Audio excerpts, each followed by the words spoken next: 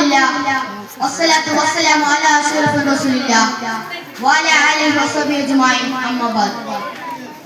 ഏറ്റവും ബഹുമാനപ്പെട്ട ഉസ്താദുമാരെ, രക്ഷിതാക്കളെ, പ്രിയപ്പെട്ട നാട്ടുകാരെ, സ്നേഹം നിറഞ്ഞ സുഹൃത്തുക്കളെ, അനാഥനായി ജനിച്ചു വളർന്ന് ലോകത്തിന്റെ നായകസ്ഥാനം ഏറ്റെടുത്തിയ അന്ത്യപ്രവാചകൻ നമ്മുടെ മുത്ത് മുഹമ്മദ് മുസ്തഫ സല്ലല്ലാഹു അലൈഹി വസല്ലം തങ്ങളുടെ ജന്മം കൊണ്ട് അനുഗ്രഹീതമായ ഈ സുദിനത്തിൽ ആ പ്രവാചകനെ കുറിച്ച് രണ്ടു വാക്ക് സംസാരിക്കാൻ എനിക്ക് വിധിയേകിയ അല്ലാഹുവിനെ ആദ്യമായി ശ്രദ്ധിക്കട്ടെ. അൽഹംദുലില്ലാ.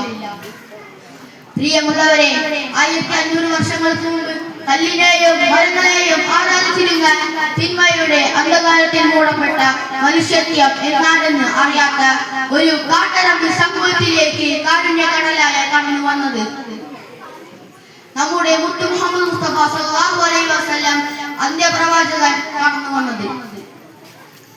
ചെറുപ്രായത്തിൽ തന്നെ അൽ അമീൻ എന്ന ഓമനപ്പേര് ലഭിച്ചു.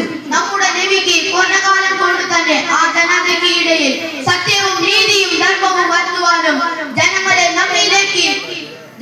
നന്മയിലേക്ക് നയിക്കുവാനും സാധിച്ചു.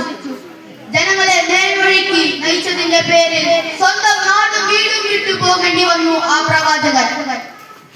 വീണ്ടും കല്ലേറുകളും ക്രൂരപീഡനങ്ങളും നൽകിയിട്ടും അവസാനം തന്റെ മാപ്പോക്ഷിച്ചവർക്ക് യാതൊരു വഴിയും കൂടാതെ മാപ്പ് കൊടുത്ത ആ പ്രവാചകൻ ലോകം കണ്ട ഏറ്റവും വലിയ കാരുണ്യകടലാണ്. ആ മുത്തുറസൂലിന്റെ പേരിൽ ധാരാളം സ്വലാത്തുകളും അവിടുത്തെ മാർഗം പിൻപറ്റി ജീവിക്കുവാനും അല്ലാഹു നമുക്ക് തൗഫീഖ് നൽകട്ടെ. ആമീൻ. ഇത്രയും പറഞ്ഞുകൊണ്ട് ഞാൻ എന്റെ പ്രസംഗം അവസാനിപ്പിക്കുന്നു. അൽഹംദുലില്ലാഹി റബ്ബിൽ ആലമീൻ. അസ്സലാമു അലൈക്കും വറഹ്മത്തുള്ളാഹി തആല വബറകാതുഹു.